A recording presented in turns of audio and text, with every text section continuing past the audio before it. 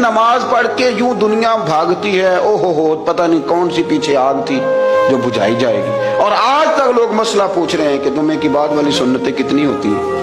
میں نے کہا کتنے سال ہو گئے جمعہ پڑھتے، کتنے سال ہو گئے، ابھی تک سنتوں کا نہیں پتا، ابھی تک نہیں علم کے پہلے کتنی رکھتے ہیں اور بعد میں کتنی رکھتے ہیں۔ فجر کی سنتیں کب پڑھنی چاہیے، سنو فجر کی سنتوں کے بارے میں۔ میرے رسول کریم سید عالم صلی اللہ تعالی علیہ وسلم سے ایک صحابی نے پوچھا تھا، حضور میری فجر کی سنتیں رہ گئیں یا رہ جاتی ہیں تو حکم کیا ہے، کیا انداز ہے حضور کا۔